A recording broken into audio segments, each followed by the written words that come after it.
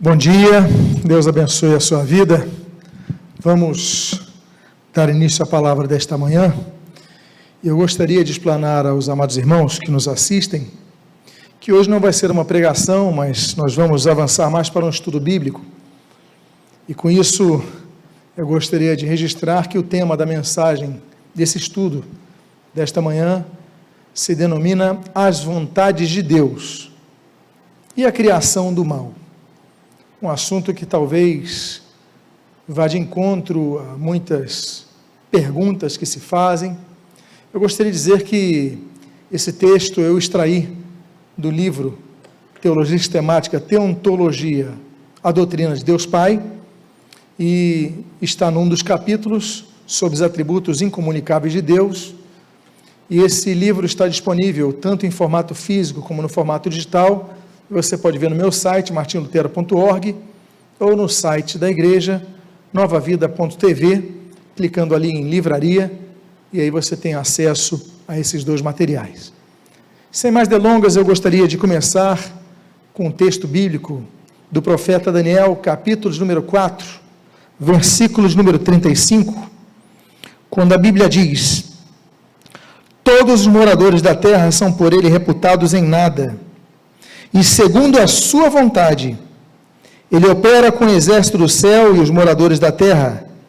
Não há quem lhe possa deter a mão, nem lhe dizer: que fazes? Quando falamos da soberania de Deus, este atributo, ele aponta para a realização da vontade divina, sem que seja necessária uma aprovação, um apoio ou supervisão de outro ser. Deus, ele é plenamente soberano para tomar suas decisões e tem toda a capacidade de realizar a sua vontade, seja essa vontade realizada de maneira direta ou mesmo indireta. Por exemplo, há momentos que nós aguardamos que Deus haja, que Deus intervenha, mude a situação. Mas se Deus decidir não agir, se Deus decidir não intervir, ele continuará sendo soberano em sua vontade.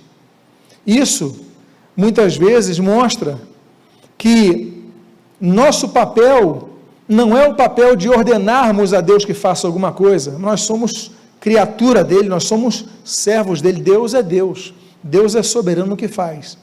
Agora, se ele decidir intervir, agir, é porque ele está, então, decidido a cumprir a sua vontade. Que vontade é essa? Nós vamos ver nessa manhã os 3 tipos de vontade de Deus. Devemos lembrar que Deus exerce controle sobre tudo e todos, ainda que não exclua do ser humano o exercício de sua liberdade, inclusive a liberdade de poder pecar. O ser humano, ele é livre para obedecer a Deus e não pecar, ou, se assim o ser humano decidir, ele é livre para pecar desobedecendo a Deus.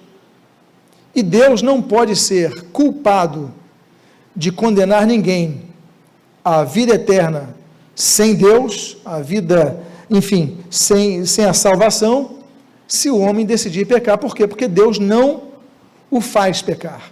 Deus lhe dá oportunidade dele não pecar. Portanto, Deus não promove o pecado, uma vez que Deus o condena o pecado. A título de exemplo, temos a própria oração de Jesus.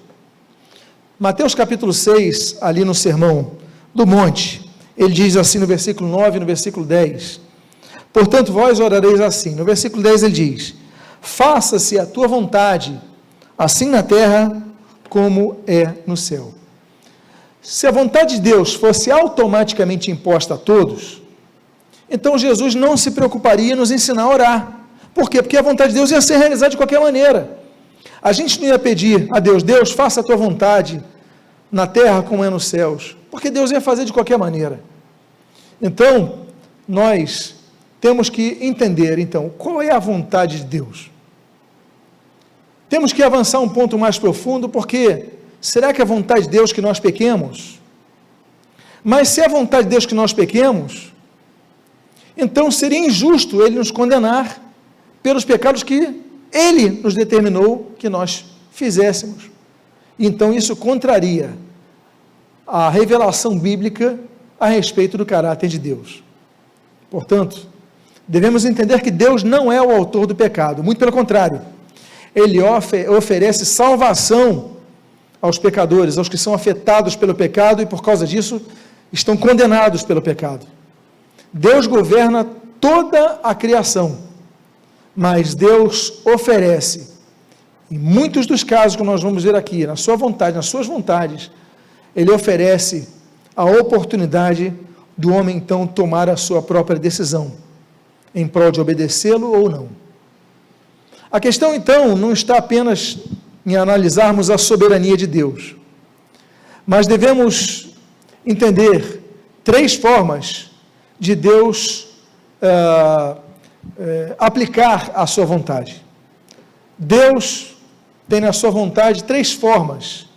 Uma delas é a vontade decretória, outra delas a vontade prescritiva e outra delas a vontade permissiva. Nós devemos entender isso para que possamos compreender, nos termos que estão envoltos nas escrituras bíblicas, qual é a vontade de Deus em cada um dos casos. É a vontade decretória, a vontade prescritiva ou a vontade permissiva? Vamos começar falando com a vontade decretória de Deus. Primeiro ponto, existem propósitos definidos, determinados por Deus, que vão ser cumpridos de maneira inflexível e imutável. Não há nada que possa mudar propósitos, decretos, desígnios que Deus estabelece. Trata-se, por exemplo, dos decretos que Deus apenas comunica que vai realizar. Ele já os conhece, predeterminadamente já os estabelece e apenas os revela em forma de comunicação quanto à sua realização. Por exemplo, Hebreus capítulo 6, versículo 17, nós lemos o seguinte: por isso, Deus, quando quis mostrar mais firmemente aos herdeiros da promessa a imutabilidade do seu propósito, se interpôs por juramento. Deus mostrou que há propósitos que são imutáveis. O texto é muito claro, nada pode mudar. Nós lemos também, por exemplo, Isaías capítulo 14, versículo 24, outro texto que aponta a vontade decretória de Deus. A Bíblia diz nesse texto: jurou o Senhor dos Exércitos, dizendo, como pensei, assim sucederá, e como determinei, assim se efetuará. Portanto, meus irmãos, há vontades de Deus que vão ser cumpridas, queiramos nós ou não, e vou além, entendamos nós ou não, porque nós não conseguimos entender tudo que Deus estabelece. A começar, por exemplo, com a nossa pequenez. Deus é um ser não apenas imanente, mas Ele é transcendente. Deus é um ser que nós não podemos compreender a complexidade do seu todo, porque Deus é infinito, nós somos finitos. Deus é eterno, nós não somos, porque fomos criados um dia, a despeito de um dia passarmos a ter a vida eterna. Mas só Ele é eterno, como diz o Salmo 90. Então, nossa capacidade é muito limitada. Você vê, por exemplo, a capacidade de pensamento, concatenação das ideias, interpretação, variável entre pessoas, de pessoas a pessoas. Imagine se entre nós há tanta variação, imagina de nós para Deus, não há. Então, há muitos dos decretos de Deus que nós não conseguimos entender, muito pelo contrário, permanecem a nós ocultos. O que a Deus aprova que nós conheçamos, pelas suas escrituras, nós conhecemos.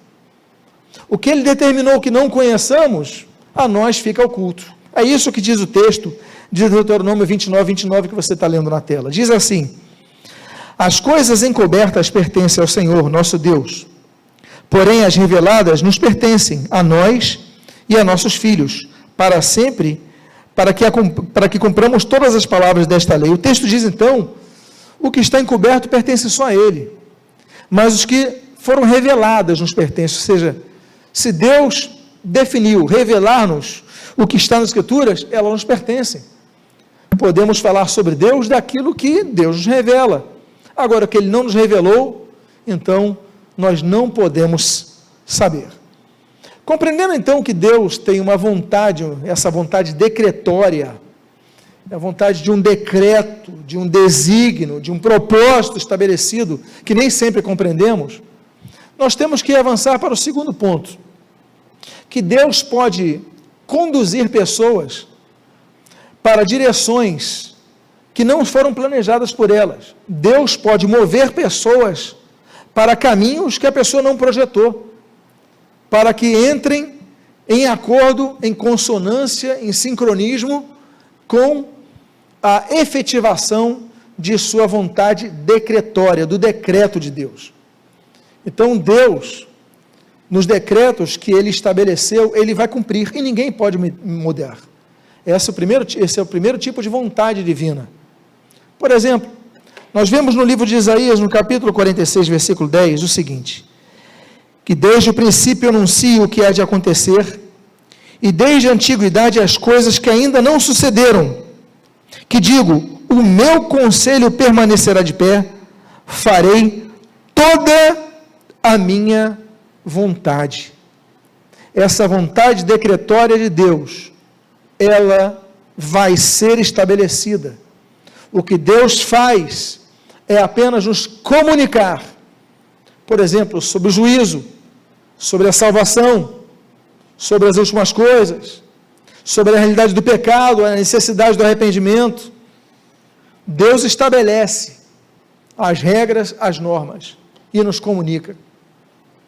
Então, na sabedoria de Deus, e dentro de sua soberania, que é infinita, Deus estabelece, desde o princípio, o que já aconteceu e o que vai acontecer. Desde a antiguidade, o que já sucedeu, o que não sucedeu, é o que vai acontecer. E para isso, Deus pode então mover pessoas para alcançar esse propósito. Como descreveram Jó e o rei Salomão. Jó, no capítulo 13, nós lemos o seguinte, versículos 17 a 24. Aos conselheiros, leva os despojados do seu cargo, e aos juízes faz desvairar. Dissolve a autoridade dos reis, e uma corda lhe cinge os lombos. Aos sacerdotes, leva os despojados do seu cargo, e aos poderosos transtorna. Veja só o que ele diz: aos eloquentes ele tira a palavra, e tira o entendimento aos anciãos. Tira o entendimento aos príncipes do povo da terra, e os faz vaguear pelos desertos sem caminho. Ou seja, Deus muda a situação das pessoas, muda o papel de reis, o papel de poderosos na terra, e os faz vaguear por outros caminhos. Sabedoria de pessoas, Ele tira. Ele muda as palavras da pessoa eloquente. Deus, então, Ele é soberano para intervir em pessoas, em contexto, para mudar suas situações. E como eu disse a vocês, não só Jó, ele registra essa revelação, mas Salomão, no capítulo 21, no primeiro versículo, ele diz: como ribeiros de águas, assim é o coração do rei na mão do Senhor. Este, segundo o seu querer, o inclina. Então Deus, Ele pode mudar o coração do rei, Ele pode mudar o coração de poderosos, e aí, lato sensu, Ele pode mudar o coração de todos, para cumprir o seu desígnio, o seu propósito. Deus inclina, segundo o seu querer, as pessoas, para que operacionem a vontade, que esse é o primeiro tipo de vontade, esse primeiro tipo de vontade chamada vontade decretória. Agora, nem sempre, volto a dizer, vamos compreender o que Deus está fazendo. Noutras vezes, nós conseguimos até compreender, não no tempo presente, mas no futuro. Posteriormente, nós conseguimos compreender o que Deus faz conosco.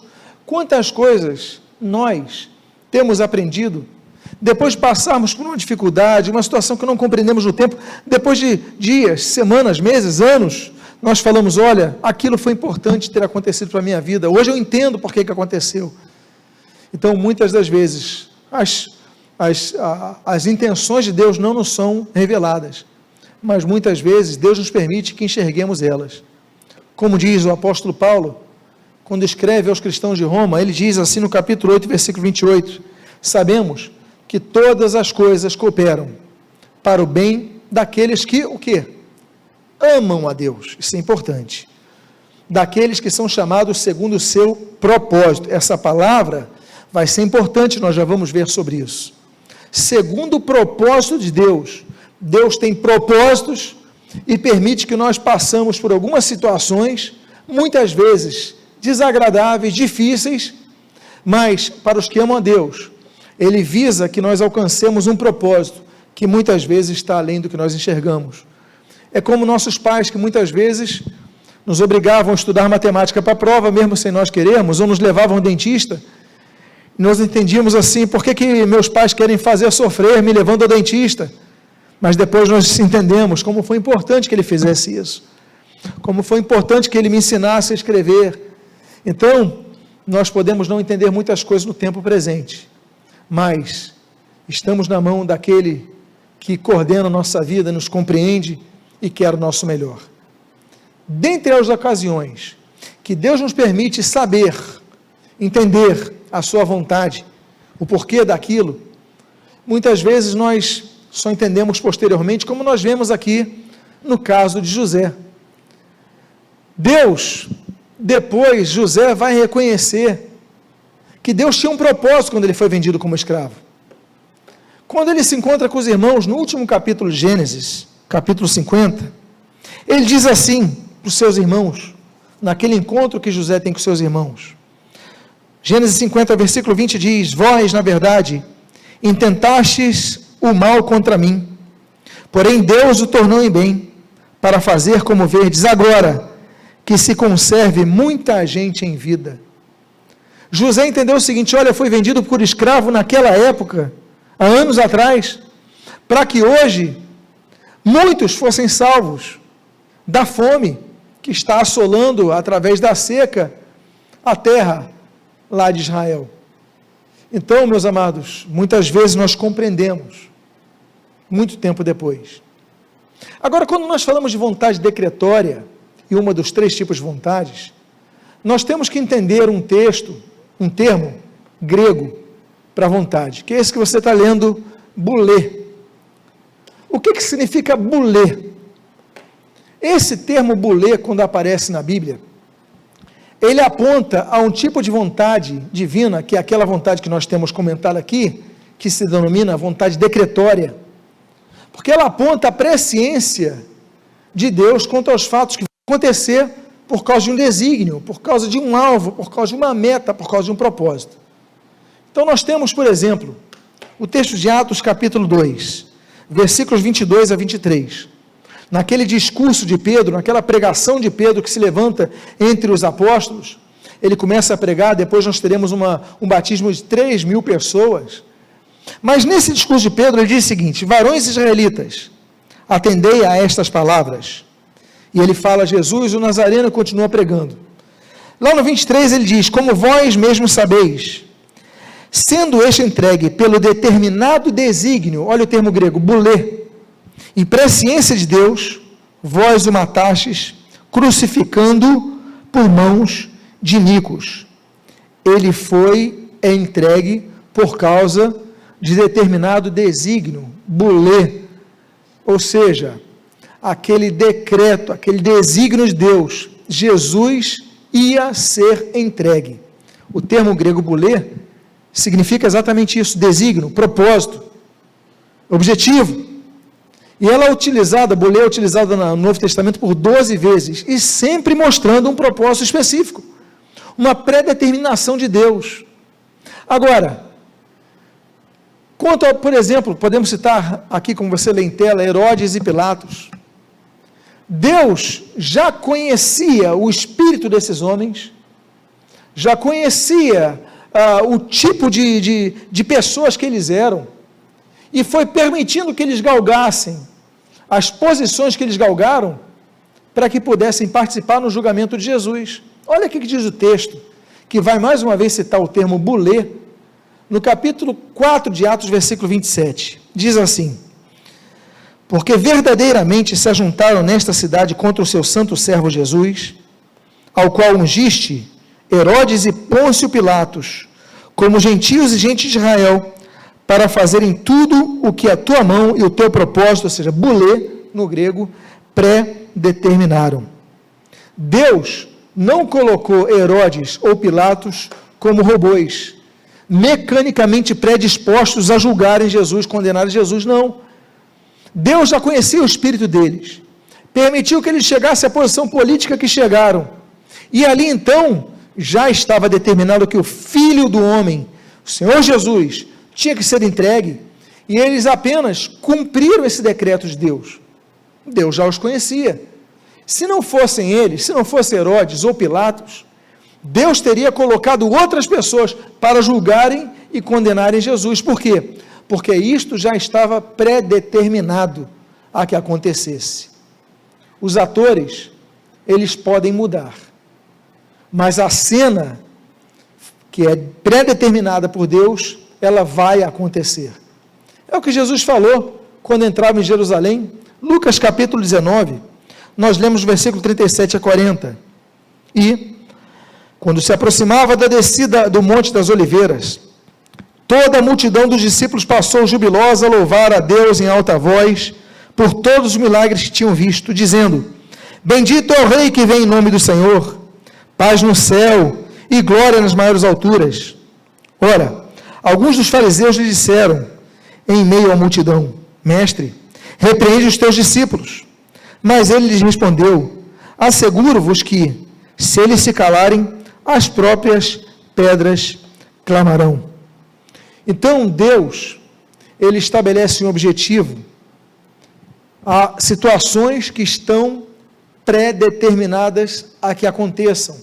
E quando isso está estabelecido, dentro da vontade soberana de Deus, isso vai acontecer. Clamem as pessoas ou as pedras. Julguem e condenem os Pilatos, Herodes ou outras pessoas com outros nomes. O fato vai acontecer. E aí nós vemos, por exemplo, o caso da crucificação de Jesus.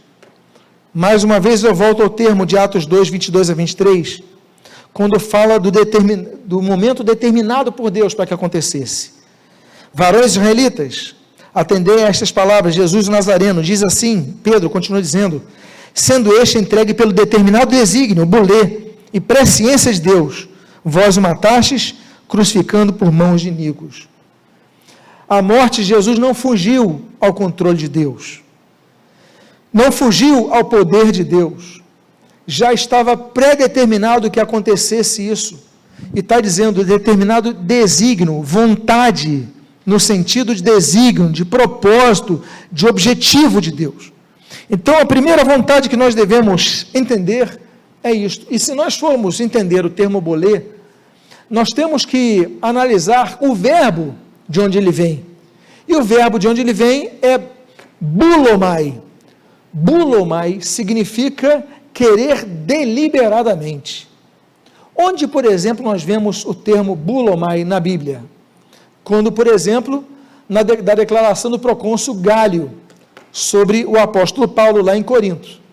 Ele diz assim em Atos 18, versículo 15, no final dele: tratai disso vós mesmos, eu não quero, bulomai, ser juiz destas coisas.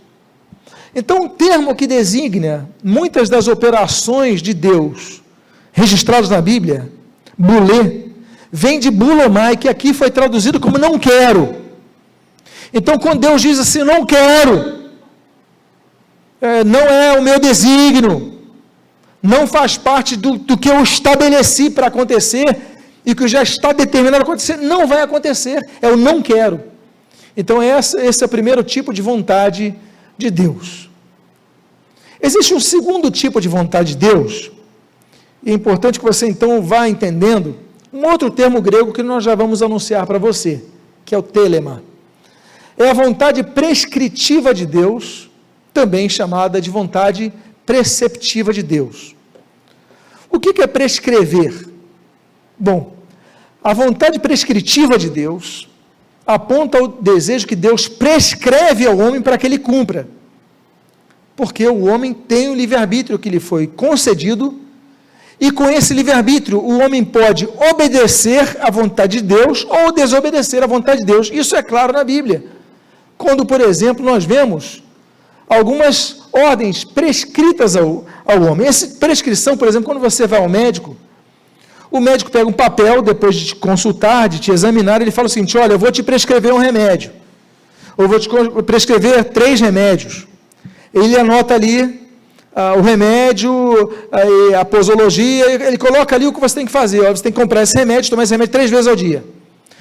Ele te prescreveu a vontade dele para contigo. Você sai do consultório, você vai roboticamente à farmácia comprar o remédio? Não. Você toma a decisão: eu vou na farmácia comprar, eu vou amanhã comprar. E você chega na farmácia, aí você fala: não vou comprar os 3, vou comprar só 2. E você chega em casa, você tem que tomar 3 vezes ao dia, você toma 2, você não toma, você toma 1. O que aconteceu? O médico prescreveu o que você precisa para ter saúde, mas você decidiu obedecer ou não. É isso que Deus, por exemplo, faz no que nós chamamos vontade prescritiva, nos mandamentos. Quando Deus estabelece os seus mandamentos, dentre os seus 613 mandamentos da lei mosaica, Deus, por exemplo, no Decálogo, né, que Deus entrega ali no Monte Sinai, no capítulo 20 de Êxodo, Deus diz assim: não roubarás.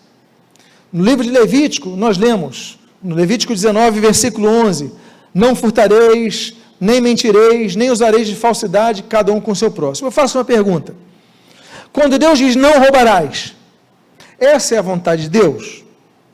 Quando Deus diz assim, não furtareis, essa é a vontade de Deus? Não mentireis, essa é a vontade de Deus? É a vontade de Deus. Agora, todo homem não rouba, todo homem não mente? Não. Pessoas, diante da vontade que lhe foi revelada de Deus, que Deus prescreveu à humanidade: a não roubareis, a pessoa fala: eu vou roubar, ou eu vou não roubar, eu não vou roubar. Ou seja, ela usa do seu livre-arbítrio para obedecer à vontade de Deus de não roubar, ou ela usa o seu livre-arbítrio para desobedecer à vontade de Deus de roubar e mentir e usar o de falsidade para com o seu próximo. Por quê? Porque ao contrário da vontade decretória de Deus, na vontade prescritiva de Deus, Deus prescreve a sua vontade, mas o homem, ele tem a decisão de obedecer ou desobedecer. E a decorrência da desobediência é o que todos nós conhecemos pela palavrinha chamada pecado. Quando o homem decide não obedecer à vontade de Deus, ele peca. Ele transgride a vontade de Deus. O pecado, então, é a transgressão da vontade de Deus. Vontade esta que nós podemos transgredir. O apóstolo Tiago diz, no capítulo 1 de sua carta, no versículo 14 e 15, o seguinte: cada um é tentado quando atraído e engodado pela sua própria concupiscência. Depois, havendo a concupiscência concebido, dá luz ao pecado. E o pecado, sendo consumado, gera a morte. Ele é atraído pela sua própria concupiscência, a sua própria inclinação para o pecado, a sua própria inclinação para a desobediência. Depois que ela concebe, depois que ele satisfaz, ele dá luz ao pecado, e o pecado vai gerar morte espiritual. Portanto, a culpa não é de Deus.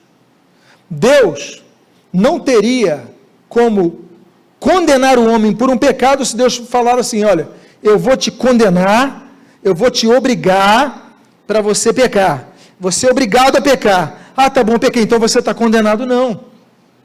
O que Deus oferece ao homem: olha, eu errei, eu pequei, eu te peço perdão, e Deus lhe oferece o perdão dos pecados, a não condenação através de Cristo. Mas o fato é que as respostas humanas, diante da vontade prescrita por Deus, revelada por Deus à humanidade, elas vão gerar consequências, e dentre estas podem ser incluídas consequências fatais.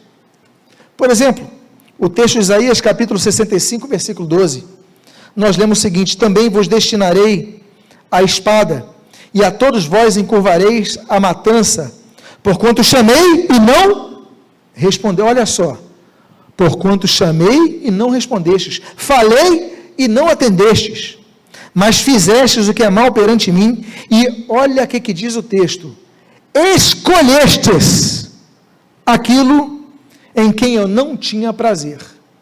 Deus então fala, faça isso, e as pessoas decidem não fazer. Deus chama para fazerem algo, eles falam, não vou atender.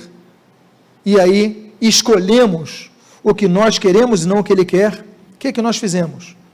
Nós, pelo livre-arbítrio que nós temos, nós tomamos a decisão em desobedecer à vontade que Deus nos prescreveu. Então, você já consegue observar dois tipos de vontades divinas. A vontade decretória, a vontade prescritiva de Deus. Outra forma, então, de nós avançarmos nisso, é quanto à outorga de responsabilidade ao humano. O homem, ele tem que ter responsabilidade diante do que ele ouve, o que lhe é prescrito em relação à vontade de Deus. E ainda assim, ele tem que decidir cumprir a vontade de Deus. Veja o que diz o texto, na segunda carta de Pedro, capítulo 3, versículo 9. Não retarda o Senhor a sua promessa, como alguns a julgam demorada. Pelo contrário, Ele é longânimo para convosco. Agora, o que diz aqui? Não querendo que nenhum pereça, senão que todos cheguem ao arrependimento. Não querendo que nenhum pereça. Deus não quer que ninguém morra, que ninguém peque. Agora, o que Deus quer? Que todos cheguem ao arrependimento. Essa é a vontade de Deus. É a vontade, o desejo de Deus, que está prescrito. Eu quero que todos se arrependam. Eu quero que ninguém pereça. Mas eu pergunto, todos se arrependem? Eu pergunto, nenhum deles vai experimentar a morte eterna? Não. Por quê? Porque nem todos vão chegar ao arrependimento. Ah, mas é a vontade de Deus. Mas o homem mantém o seu livre-arbítrio. O texto mostra, então, que Deus tem um preceito, aponta a possibilidade para a salvação. Agora, para isso, as pessoas têm que se arrepender dos seus pecados. Se não se arrepender dos seus pecados, se não abandonarem os seus pecados, se decidirem continuar pecando, então, a vontade de Deus para essas pessoas não vai ser, nesse caso prescritivo, realizada. Por quê? Deus não quer que ninguém pereça, como diz ali, dentre outros textos, não apenas o texto de João 3,16, mas também o Tito 2,11 e outros. Deus quer salvar, mas nem todos querem se arrepender de seus pecados. Por isso, quando nós falamos da vontade decretória de Deus, nós usamos um termo grego chamado boulé. Na vontade prescritiva de Deus, nós vamos usar um outro termo, que é esse que você está lendo aí, telema, para a vontade. Telema é o desejo de Deus. Por exemplo, esse texto aí de 1 Tessalonicenses 5,18, diz assim, em tudo dai graças, porque esta é a telema de Deus, é o desejo de Deus, é a vontade de Deus, em Cristo Jesus, para convosco. Então, você nota, o boulé, que é a vontade decretória, ele é usado na Bíblia, citado na Bíblia 12 vezes. O telema, que você está lendo agora, o desejo de Deus, é citado no Novo Testamento 63 vezes, muito mais.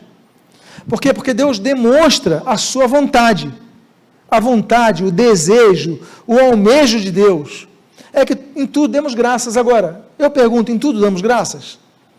Em tudo, toda a humanidade dá graças? Não. Por quê? Porque nem todos cumprem essa vontade. Essa vontade, então, pode ou não ser cumprida. O prescrito para nós, em tudo é graças. E o que nós fazemos com o que nos é escrito no remédio,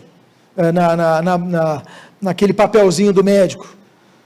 Nós nem sempre obedecemos.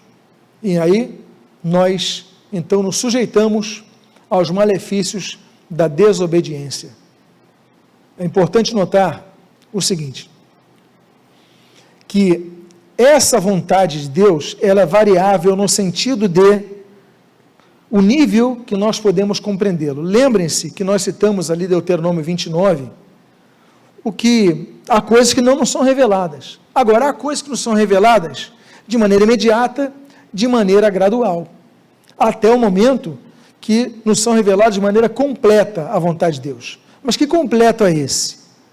O texto de Romanos 12, 2, diz assim, e não vos conformeis com este século, mas transformai-vos pela renovação da vossa mente, para que experimenteis, olha só, qual seja a boa, agradável e perfeita telema de Deus, perfeita vontade de Deus. Que perfeito é esse que está na Bíblia? Perfeito, está ali, eu botei o termo grego, teleios. Teleios, perfeito, vem de telos. Telos significa fim. Ou seja, nós vamos transformando a nossa mente, renovando a nossa mente, e através dessa renovação, dessa maturidade, vamos experimentando a boa, entendendo que a vontade de Deus é boa, que é agradável, mas que ela é perfeita, ou seja, chega ao seu fim, chega à sua meta, chega ao seu propósito, chega ao seu objetivo. Então, esse desejo de Deus, nós vamos compreendendo com o tempo da transformação da nossa mente. E aí a gente vai entendendo, poxa, o objetivo de Deus chegou ao seu fim. Qual é o objetivo de Deus? Então, essa é a questão da sua soberana vontade. O fato é que nós temos que entender que a vontade de Deus, ela pode ser decretória, inalterada, inflexível, já pré-determinada, já pré-definida desde os tempos eternos.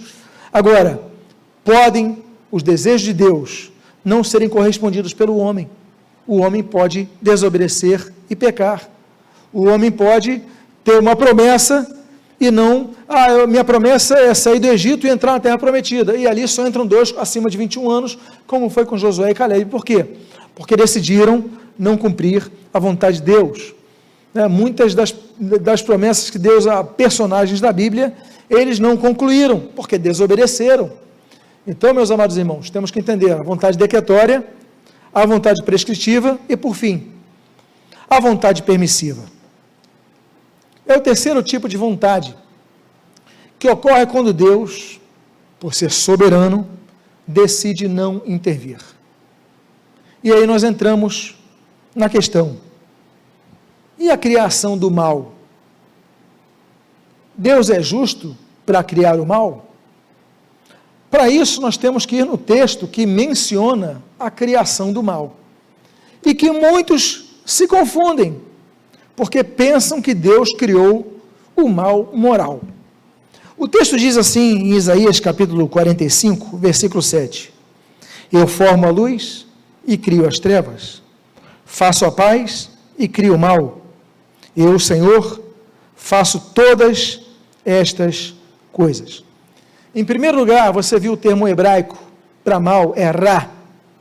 Ra, ou Ra, dependendo da pronúncia, askenazita, sefaradita, enfim. O Ra significa tanto o mal moral, a malignidade da pessoa, a perversidade da pessoa, quanto o mal natural, que aponta a quebra, a calamidades. Então, Deus cria o mal moral, Deus cria a perversidade, Deus cria a maldade na pessoa que faz coisas horríveis, que toma decisões horríveis, que faz maldades, que eu nem aqui vou citar, tamanhas que são e inúmeras que são. Não acredito que Deus tenha criado esse mal. Mas o texto diz, mas eu crio o mal, o Ra. Então vamos analisar melhor esse texto, para que possamos compreender. Primeiro que o mal no texto de Isaías, ele se apresenta como o sentido oposto à paz, como se fosse o mesmo antagonismo que no texto Deus fala de luz e trevas. Ora, a grande questão de luz e trevas é simples. A treva não precisa ser criada, porque ela existe com a ausência da luz. Se a luz não é feita, as trevas já ali estão. Então, ao dizer que Deus criou as trevas, ele falou no sentido lato da palavra.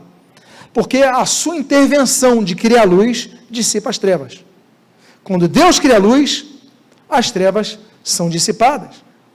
A mesma coisa nós podemos aplicar, o texto é o mesmo pensamento, é uma continuação um do outro, na formação do mal.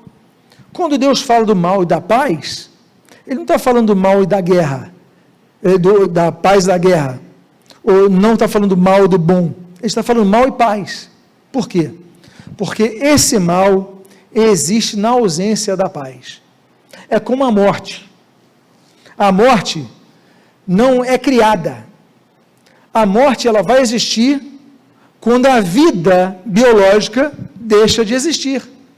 Então, a vida biológica deixou de existir, a morte se apresenta. Quando a paz deixa de existir, então já existe a escuridão. Já existe ali o mal da natureza humana. Nós já carregamos isso em nós. Então, o mal surge dentro da esfera da vontade permissiva de Deus, que Deus, então, quando Deus, então, por exemplo, Ele permite o surgimento do termo hebraico, é shalom, que é paz, amizade, e essa paz, não estou falando apenas da paz das inter-relações, da ausência de guerra, não, estou falando da paz interior, o oposto a esse mal. Quando não existe essa paz interior, então o mal começa a se manifestar. É nesse sentido. Por isso, Deus não é responsável pelo mal moral. Muito pelo contrário, Ele se apresenta para se contrapor a este mal moral que tem caracterizado a criação de Deus. Agora, compreendendo isso, nós devemos entender que permitir o mal não significa anuir com o mal. Deus permite, por exemplo, que o homem peque, ainda que não deseje que o homem peque. Agora, Ele não deseja que o homem peque, mas se o homem pecar, ele vai colher as consequências. E aí, essas consequências podem atingir a todos. Vamos a alguns exemplos. Um motorista, ele está muito cansado, ele vai dirigir de madrugada, ele precisava estar dormindo, ele já não dorme há um dia. Aí ele fala, não, eu tenho que pegar o meu carro, tenho que pegar a estrada, tenho que dirigir, e ele vai dirigir cansado. No meio do seu sono, com seu reflexo já tão desgastado, ele acaba dormindo, e o seu carro pega um carro que está vindo na outra pista, com uma família. Digamos que todos sejam filhos de Deus. A pergunta é, Deus podia ter interferido? A resposta é simples, podia. E se Ele fizesse, Ele estaria intervindo numa ordem natural que Ele estabeleceu, ações e consequências. Então Deus podia fazer isso, o nome disso nós chamamos de milagre. Agora, Deus também pode decidir não intervir, e o homem vai colher as consequências daquele imprudente motorista. Outros casos de cristãos que são perseguidos e martirizados. Deus podia, por exemplo, ter interferido na morte do apóstolo Paulo? Sim, Ele inclusive fez outras vezes. Paulo escapa lá de Damasco, Paulo foge na sexta, várias vezes. Mas houve um momento que Deus não interviu, porque era o momento de Paulo. A Bíblia diz que nossos dias estão contados. Era o momento de Paulo, então naquele momento de Paulo ser colhido à eternidade, Deus decidiu soberanamente não colher. E por causa disso, louvado seja Deus, porque o seu propósito se cumpriu. Agora, se Deus definir intervir, como interviu em outras ocasiões na vida de Paulo, e aí a gente cita outros apóstolos e tantos outros servos de Deus, é porque era o momento dessa pessoa. Deus não podia intervir no apedrejamento de Estevão, um homem manso, um homem sábio, um homem eloquente, um homem que amava a Deus, um homem temeroso, cheio do Espírito Santo. O homem foi apedrejado. Eram servos de Deus, Estevão, Paulo, mas Deus decidiu não intervir. Deus anuiu com a forma de morte que eles tiveram? Deus permitiu, mas não anuiu. Deus, Ele permite que situações aconteçam sem interferir nas regras da lei que Deus estabeleceu, a lei da semeadura e da colheita. Se o homem devastar a natureza, ele fazer queimada nos campos, e ele tem floresta ali, ele acaba com tudo, não deixa nenhuma parte verde, e por outro lado chega nos rios das cidades e joga o lixo ali no rio, vai tudo ali. Bom, no local que ele destruiu a mata, vai vir a seca vai gerar fome, a fome vai matar e desnutrir pessoas e matar pessoas, sejam boas, sejam más. A culpa é de Deus? A culpa é de Deus? Se o homem semeou a seca, ele e os outros que o cercam vão colher da seca. Então não podemos culpar a Deus. Deus, Ele permite que a seca venha, mas não anue com a seca, porque foi consequência da ação do homem. Deus, por exemplo, se vier a tempestade numa cidade, e começa a cair água dos céus, das encostas e tudo mais, e chega ali, e o homem construiu sem um alicerce a sua casa cai, e as crianças que estão na casa morrem. A culpa é de Deus? Deus podia ter agido com a sua intervenção e poupado aquelas vidas? Podia, mas se Ele não fizer, a culpa não é de Deus. Se as pessoas sujaram os ribeiros e vem a enchente, e aí com aquela enchente as pessoas são afogadas, a culpa não é de Deus. Então nós temos aqui duas vontades: a decretória de Deus, que se aplica nas leis que Ele impôs à natureza, e que nós devemos respeitar, e a vontade permissiva de Deus. Se Deus estabeleceu, olha, você não se joga do prédio, lá do 100º andar daquele prédio. A pessoa fala, não, eu vou me jogar porque eu sou servo de Deus. A pessoa se joga do 100º andar, cai lá embaixo e morre. A culpa é de Deus. Deus criou uma lei, a lei que estabelece a lei da gravidade. Se ele se joga, ele vai cair. Agora, Deus pode poupá-lo? Até pode, mas não é o certo. Por quê? Consequência da vontade permissiva de Deus. Deus permite, mas não anui. Então tem pessoas que nascem doentes, porque herdam na genética seus pais doença. Deus é justo? Deus é injusto? A questão vai muito além disso. A questão é que o homem semeia, e o homem colhe, e a humanidade colhe. E assim como foi com o pecado original, assim continua sendo conosco. Então há crianças que nascem com enfermidades promovidas por causa da sífilis dos seus pais. E aí vai transmitindo isso para gerações. Então, se Deus decidir não intervir, o mal vai se alastrando. O mal só não se alastra quando Deus intervém para trazer paz. A Bíblia diz, o Senhor Jesus fala, Mateus capítulo 5, versículo 45, para que vos torneis filhos do vosso Pai Celeste, porque Ele faz nascer o seu sol sobre os maus e os bons, e vir chuvas sobre os justos e os injustos. Ou seja, a chuva vem para o bom e para o mal, o sol vem para o bom e para o mal, e nós temos então que aproveitar e saber usar isso. A lei da natureza que Deus estabeleceu.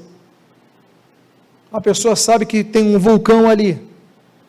Se ela construir, ela e as pessoas que vão habitar naquela casa vão colher o que plantaram. Então nós devemos entender as vontades de Deus, a vontade decretória, a vontade prescritiva e a vontade permissiva de Deus. Nós temos o texto, por exemplo, de Ezequiel, capítulo 33, porque nós devemos entender o seguinte: permitir não significa anuir.